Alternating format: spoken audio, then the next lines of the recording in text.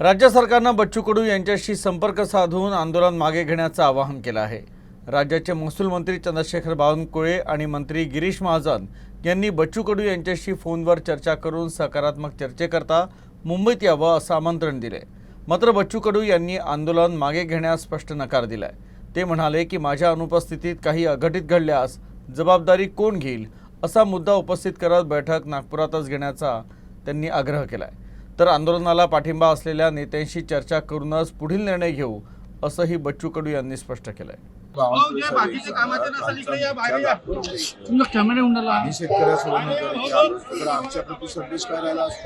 काय म्हटलं असतं तुम्हाला तुम्ही संघटनेत आलेले लोक तुम्ही सांगा मोर्चेकरी प्रमुखच जर बैठकीला गेले असते संदेश काय गेला असता महाराष्ट्र प्रतिनिधी स्वतः यायला तयार नव्हते, त्यांची तयारी नव्हती का तुम्ही या तरच आम्ही येतो।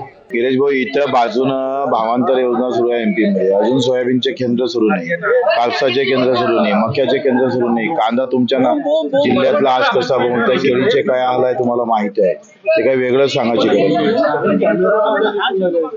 भावांतर योजना एमपी मध्ये चालू केली, आता सोयाबीन आजची शेतकऱ्याची गेली ते व्यापाऱ्याच्या हातात आहे, व्यापारी शेतकऱ्याचा 7-12 लावून विकणार, ते काय अर्थ आहे त्याला? तुम्ही बैठक घ्या ना, माझं काय म्हणणं आहे नागपूरला येऊन बैठक घ्या, नागपूरला घेऊन बैठक घ्या।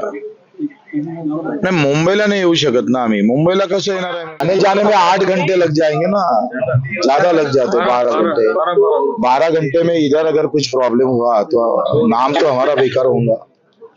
सरकार ऐसी तो नीतियां नहीं कर रही हमारे साथ कि हम उधर जाए और इधर हमें बदलाव किए, इधर आंदोलन ही खत्म करे। तो गिरीश महाजन जी ने क्या कहा, फिर आपसे क्या कहा, कितना समय का वक्त मांगा है आपसे? नहीं वो तो बोलते सीएम साहब से बात करेंगे, आज पीएम भी है इधर, हमारा तय होना बाकी है, उनके तरफ से कोई प्रॉब्लम नहीं है। हमारी प्रॉब्लम ये है कि वो नागपुर में आना चाहिए, बात यहाँ आ रही है और हम चाहते वो नागपुर में आना चाहिए और वो चाहते कि हम मुंबई जाए। इसमें अभी रुका है, देखते हम बाकी लोगों से बात करके।